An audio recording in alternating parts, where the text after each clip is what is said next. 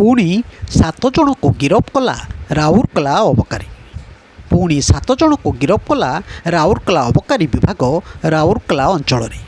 ଗତ 5 ତାରିଖରେ ଅବକାରୀ ବିଭାଗ ପକ୍ଷରୁ ବିଶ୍ରା ବନ୍ଧମୁଣ୍ଡା ଅଞ୍ଚଳରେ ଚଢ଼ାଉ କରି 7 ଗୋଟି କ୍ଲେମ୍ କେସ୍ ହୋଇଥିବା ବେଳେ 1 ଗୋଟି ଅନକ୍ଲେମ୍ କେସ୍ ହୋଇଛି।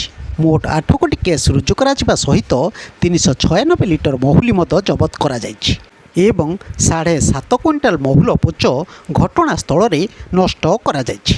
7 ଜଣ ଆସାମୀଙ୍କୁ କୋର୍ଟ ଚାଲାଣ କରାଯାଇଥିବା ବେଳେ ସେମାନେ ହେଲେ ଅର୍ଜୁନ ମାହାଲି, ସରସ୍ୱତୀ ଏକା, ଶିଲାସ ହଂସ, ମହାଦେବ ତିର୍କି, ଲାଧୁ ତିର୍କି, କରଣ ତିର୍କି, ଚୈତ କୁମ୍ଭାର।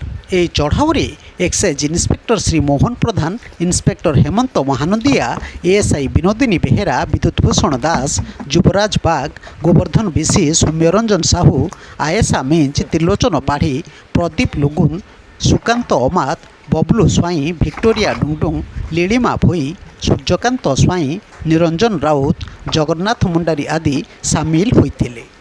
ଦେଖନ୍ତୁ ତାରି ଚିତ୍ର।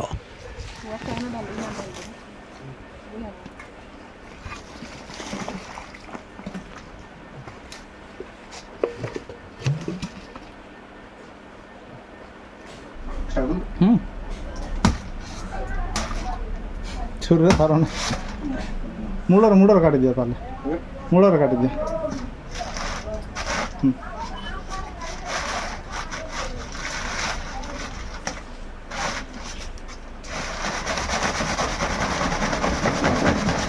ହଁ ଏଥିରେ ପକେଇଦିଅ।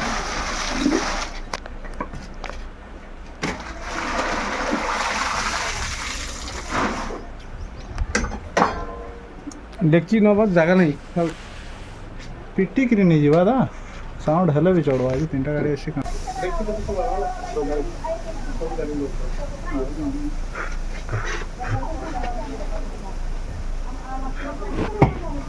ଛୁରୀ ଅଛି।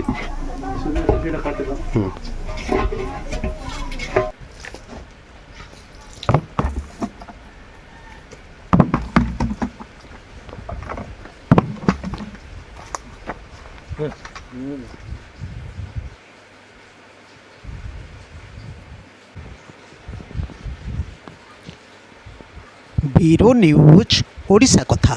ଓଡ଼ିଶା କଥା ୟୁଟ୍ୟୁବ୍ ଚ୍ୟାନେଲଟିକୁ ଆପଣମାନେ ଦେଖୁଛନ୍ତି, ମତାମତ ଦିଅନ୍ତୁ, ଲାଇକ୍ କରନ୍ତୁ, ସବସ୍କ୍ରାଇବ୍ କରନ୍ତୁ ଓ ସେୟାର ମଧ୍ୟ କରନ୍ତୁ।